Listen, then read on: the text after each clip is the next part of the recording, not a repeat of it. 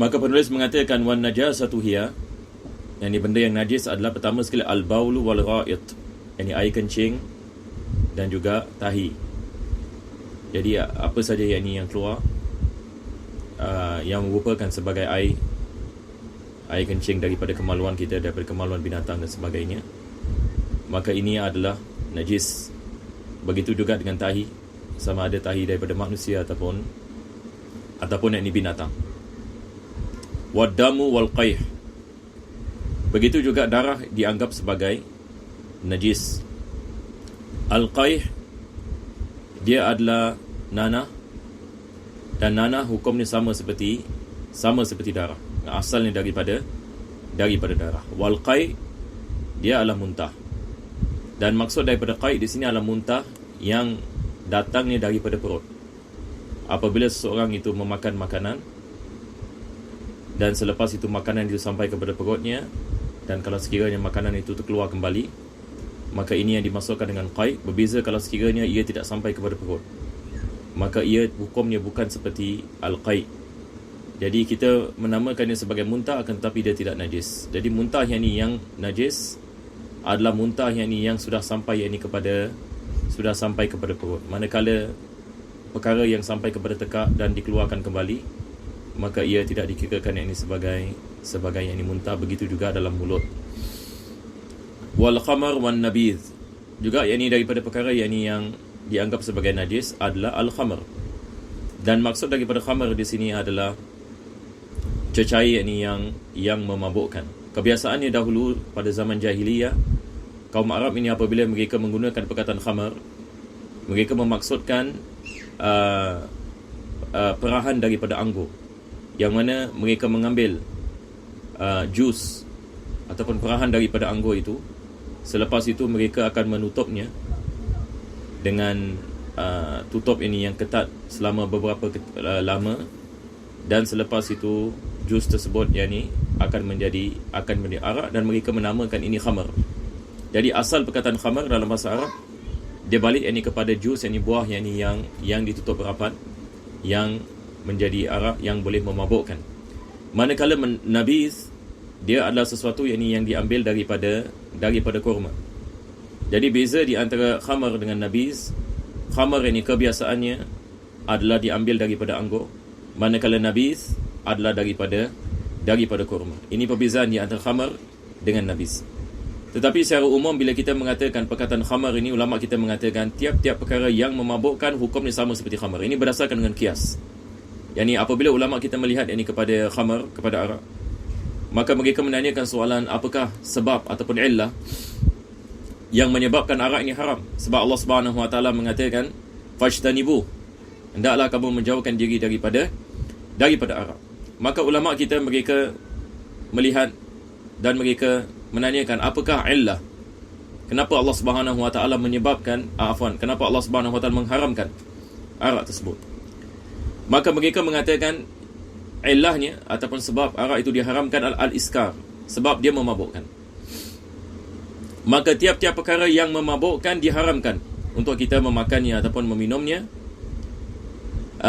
dan hukumnya sama seperti arak. Ini berdasarkan dengan kias. Ini kita memanggilnya kias illah dalam ilmu usulul fiqh. Jadi hari ini bila kita mengatakan khamar, bukan saja yang kita ulama kita maksudkan arak yang dibuat daripada anggur, jus anggur, tetapi khamar juga merangkumi tiap-tiap perkara yang memabukkan, dan nabiz hukumnya sama dengan khamar, sebab ia memabukkan. Wa kullu muskirin ma'i'. Selepas itu penulis mengatakan tiap-tiap perkara yang memabukkan yang jenisnya adalah cecair. Maka di sini ada sedikit tambahan bagi apa yang saya tadi mengatakan. Tadi saya mengatakan tiap-tiap perkara yang memabukkan hukumnya sama seperti arak dan dia diharamkan. Dan perkara yang memabukkan ini dia boleh berbentuk cecair ataupun dia bukan bentuk cecair. Berkenaan dengan memakan ataupun meminum sesuatu perkara yang memabukkan diharamkan, sama ada ia bentuk cecair ataupun bukan bentuk cecair. Akan tetapi bila kita membicarakan tentang najis, maka yang najis adalah hanya perkara yang memabukkan yang berbentuk cecair. Jadi kita lihat yang ini di sini. Penulis ini mengatakan wa kullu muskir. Muskir ini maksudnya sesuatu yang memabukkan. Selepas itu dia mengatakan ma'i'. Dia mengatakan ma'i'. Ma'i' ini maksudnya di sini adalah cecair. Dia adalah cecair. Yakni cecair yang memabukkan. Semua ini hukumnya adalah najis. Manakala benda yang memabukkan yang bukan dalam bentuk cecair, dia bukan najis. Jadi ini adalah perbezaan yang penting yang untuk kita memahaminya. Maka saya akan memberikan misal. Sekarang kita lihat banyak benda yang memabukkan. Manusia hari ini menciptakan banyak benda-benda yakni yang memabukkan. Ini adalah daripada fasad zaman yang kita hidup ini pada hari ini, yang tidak pernah wujud pada zaman-zaman yang terdahulu. Dengan teknologi hari ini, manusia dapat menciptakan macam-macam jenis arak, macam-macam jenis pil dan sebagainya. Kita di luar sana misalnya ada pil-pil yang memabukkan, lebih dahsyat daripada arak, yang mana seorang itu apabila memakannya, dia terus ini dalam keadaan hilang akal, memabukkan terus, sehingga kan dia boleh menyebabkan bunuh diri, dia boleh menyebabkan membunuh orang dan sebagainya. Dan ini berlaku. Na'udzubillah min zalik. Benar-benar Allah selamatkan kita daripada bala ini. Jadi misalan ada pil di luar sana yang memabukkan. Soalan yang kita menanyakan sekarang, adakah pil itu najis ke bukan najis? Ini soalan yang kita menanyakan di sini. Dia memabukkan. Akan tetapi adakah tiap-tiap perkara yang memabukkan najis? Di sini penulis mengatakan yang najis di sini adalah ma'i', hanya yang ini cecair. Manakala benda yang bukan bentuk cecair tidak najis. Yani walaupun kita mengatakan pil ini ataupun ganja ataupun apa kita mengatakan ini drug heroin dan apa sahaja yang dalam bentuk bukan cecair, maka dia bukan najis. Walaupun kita mengatakan haram seseorang itu memakannya, walaupun kita mengatakan dia memabukkan, akan tetapi dia bukan najis. Ini bezanya. Manakala arak yang diminum yang bentuk cecair, ada dua perkara di sini. Pertama sekali dia memabukkan, dan perkara yang kedua dia adalah najis. Apa sebabnya? Sebab dia adalah cecair. Jadi kita harus faham ini masalah ini dengan baik supaya kita memahaminya. Misalan berkenaan dengan minyak wangi, misalan kalau sekiranya di dalamnya ada arak ataupun ada alkohol. Alkohol ini kalau sekiranya jenis fermented yang boleh memabukkan dan dicampurkan di dalam minyak wangi, dia jadi mutanajis. Itu sebab ulama-ulama kita yang ini mengatakan ini adalah jenis yang menyebabkan solat kita tidak sah. Apa sebabnya? Sebab dia ada mutanajis. Minyak wangi bercampur dengan alkohol. Alkohol yang memabukkan. Akan tetapi masalahnya, kebanyakan minyak wangi hari ini bukan yakni jenis alkohol yang memabukkan. Jadi hari ini kita tidak mengetahui secara pasti berkenaan dengan alkohol yang digunakan dalam minyak wangi, disebabkan di pasaran hari ini ada beratus jenis yakni alkohol, dan kebanyakan daripada alkohol ini ia tidak memabukkan sebab asalnya bukan digunakan untuk diminum. Kalau sekiranya kita mengatakan sesuatu perkara yang bercampur dengan minyak wangi yang bukan yakni bentuk yang tidak memabukkan, maka ini bukan najis. Akan tetapi kalau sekiranya dia boleh memabukkan, hukumnya sama seperti arak, dan disebabkan dia bentuk cecair, maka itu sebab kita mengatakan dia najis. Dan apabila bercampur dengan minyak wangi, itu sebab dia menjadi mutanajis. Dan tiap-tiap perkara yang mutanajis adalah akan menyebabkan tidak sah ini salat kita kalau sekiranya kita menggunakannya. Jadi saya harap ini terang insya-Allah. Selepas itu ini penulis ini mengatakan wal kalbu wal khinzir, anjing adalah najis dan dia adalah dikirakan sebagai najis mughalladah, seperti mana kita mempelajari dalam kitab-kitab ini yang lain. Najis ini yang berat, yang mana diwajibkan kita membasuh 7 kali anggota badan yang terkena anjing, sama ada air liurnya ataupun badannya yang basah. Begitu juga dengan khinzir, iaitu yakni babi. Di dalam mazhab Imam Syafi'i berdasarkan dengan kias, maka dia adalah juga yakni najis yang mughalladah. Dan najis yang mughalladah, dia adalah najis yang berat, yang mana cara untuk kita menghilangkannya dengan kita menggunakan 7 kali basuhan. Salah satu daripada basuhan itu kita menggunakan air yang bercampur dengan tanah. Wa far'u ahadihima, begitu juga najis adalah keturunan mereka. Apa maksud ini keturunan di sini? Yang ini misalan kalau kita ada anjing bersetubuh misalan dengan kambing, ini misal. Wallahualam, kita tak tahu sama ini boleh berlaku ke tidak boleh berlaku. Saya hanya memberikan misal supaya kita dapat faham apa yang disebutkan oleh penulis di sini. Penulis ini mengatakan, kalau sekiranya salah satu daripada anjing ataupun babi dan dia bersatu dengan binatang yang suci, selepas itu keluar anak, maka anak ini yang dimasukkan dengan fara'. Anak ini hukumnya najis, sama seperti anjing itu ataupun babi itu. Jadi kalau sekiranya kita berlaku misalan seekor anjing dengan seekor kambing dan keluar kambing, keluar bayi itu seekor kambing, maka kita menghukumkan bayi ini yang fara' ini, kambing ini, sebagai najis mughalladah walaupun dia kambing. Apa sebabnya? Sebab salah satu daripada ibu ataupun bapanya najis mughalladah, maka dia mengikuti keturunannya. Jadi di sini ada kaedah. Kalau sekiranya berkenaan dengan binatang ini, salah satu daripada ibu bapa yang najis, anak akan menjadi najis. Tak kira sama ada kita mengatakan bapanya adalah anjing, air mani daripada anjing, ataupun anjing adalah ibunya, air mani daripada kambing. Tapi kita menghukumkan anak tersebut, sama ada keluar anjing ataupun keluar kambing, yang mana asal kambing binatang yang suci, tetapi disebabkan dia daripada salah seorang daripada bapanya ataupun ibunya najis mughalladah, maka breed ini, kalau dalam bahasa Inggeris kita panggil breed kan, breed ini kita menghukumkannya sebagai najis mughalladah.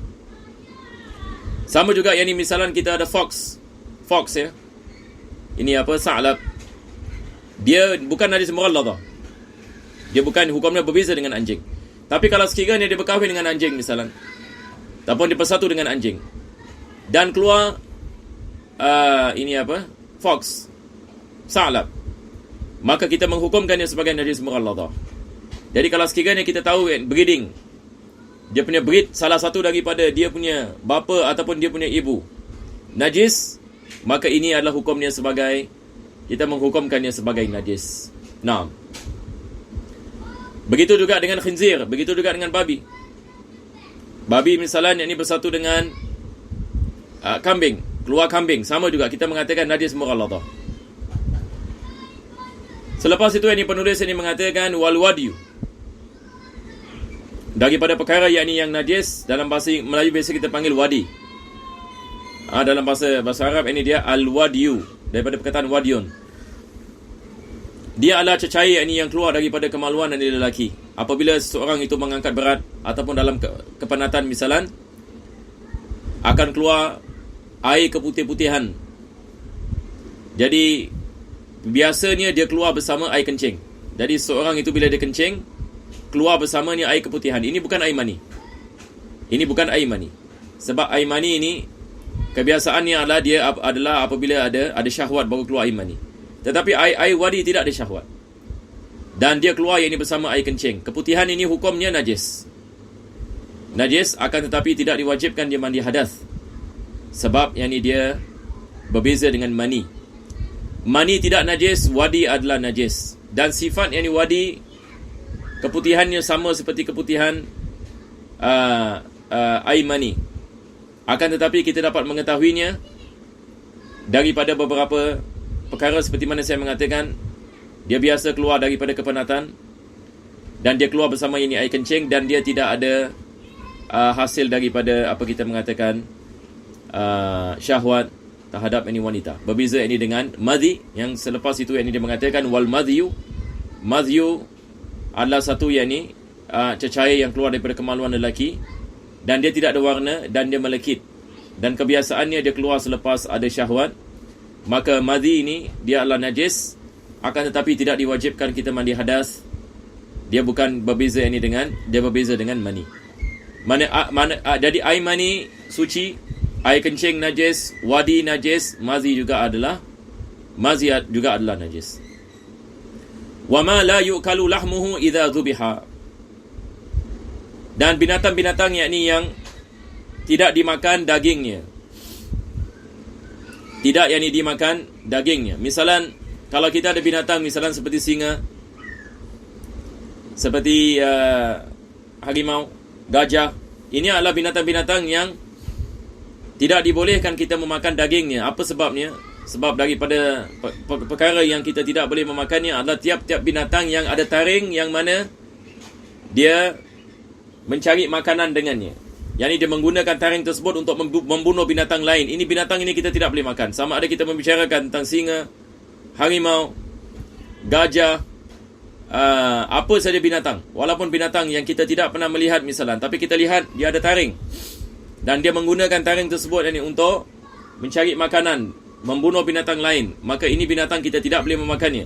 Sama juga seperti helang, yang mana dia ada apa pada mulutnya ada mulutnya yang digunakan untuk membunuh binatang-binatang yang lain. Begitu juga dengan kuku. Kalau tiap-tiap binatang yang ada kuku, yang mana kuku tersebut membunuh. Berbeza ini dengan ayam. Ayam ini pun ada kuku, tetapi kuku ayam ini tidak digunakan untuk memburu binatang lain. Berbeza dengan helang misalan.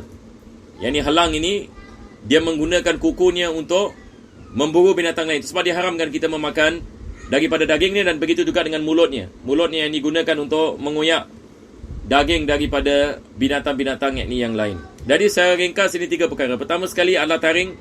Kedua adalah kita mengatakan beak ya. Ketiga adalah kuku. Jadi apa binatang yang menggunakan ini untuk menyerang binatang yang lain, maka kita tidak boleh memakannya. Jadi kalau kita lihat ayam ini misalnya, ayam ada kuku dan juga dia ada beak, tetapi dia tidak menggunakan ini untuk memburu kepada binatang yang lain. Dan juga kita lihat ini kepada jenis makanan yang dimakan oleh ayam. Ayam ini biasa makan makanan daripada kita mengatakan makanan-makanan seperti gandum ataupun jagung dan sebagainya. Jadi tiap-tiap binatang yang tidak dimakan daging, dia mengatakan wama la yu'kalu lahmuhu, yang tidak dimakan dagingnya, idza zubiha, apabila binatang itu disembelih, maka dia hukumnya adalah najis. Walaupun kita mengatakan seorang itu sembelih dengan cara Islam. Misalan satu orang dia sembelih keldai. Kita ada hadis Nabi SAW, Nabi melarang kita memakan keldai. Pada zaman dahulu ada kaum Arab ini makan keldai. Jadi pernah berlaku satu ketika mereka sembelih keldai dan mereka masak. Nabi SAW ini memerintahkan untuk dibuang daging tersebut. Maka ini adalah daripada binatang yang diharamkan. Kalau kita lihat dalam kitab Abu Syuja', dia mengatakan kullu ma istakhbasatul Arab. Kebanyakan kaum Arab dia menganggap daging keldai ini sebagai sesuatu yang tidak dimakan, sebagai sesuatu perkara yang kotor. Maka ini juga adalah daripada perkara yang najis walaupun kita sembelih ni. Satu orang ini sembelih keldai ini misalan, maka ia menjadi najis. Tetapi binatang-binatang selain daripada kambing dan selain daripada anjing dengan khinzir, selagi mana mereka hidup, dihukumkan sebagai suci. Tapi apabila mereka sudah mati, walaupun dengan sembelih, maka hukum mereka adalah najis. Berbeza dengan binatang yang kita boleh makan. Binatang yang kita boleh makan, maka kalau sekiranya kita sembelihnya dengan cara yang betul, dengan syarat-syaratnya, maka dia bukan najis, bahkan dia adalah benda yang halal. Selepas itu penulis ini mengatakan wal maitatu illa samak wal jarad wal adami, tiap-tiap bangkai adalah najis kecuali 3 perkara dia mengatakan, iaitu ikan, belalang dan juga manusia. Ini 3 perkara berdasarkan dengan hadis Nabi SAW tidak najis. Selain daripada itu, semua jenis bangkai adalah najis, termasuk binatang yang kita boleh makan kalau sekiranya ia tidak sembelih dengan cara Islam ataupun dilanggar misalan dan mati. ini juga adalah daripada perkara yang dianggap sebagai najis. InsyaAllah kita berhenti di sini dan kita akan sambung pada kali yang seterusnya. Wa sallallahu ala sayyidina Muhammadin wa ala alihi wa sahbihi wa sallam. Alhamdulillahi rabbil alamin.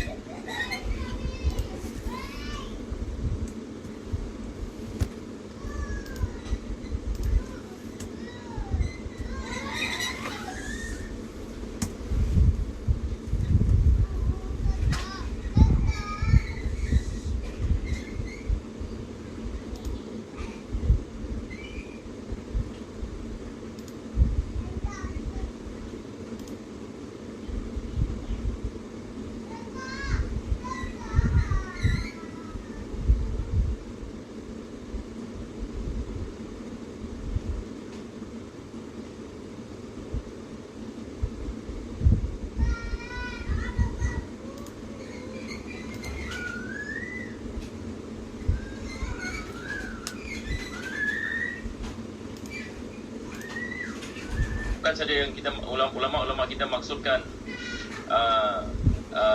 arak yang dibuat daripada anggur, jus anggur, tetapi khamar juga merangkumi tiap-tiap perkara yang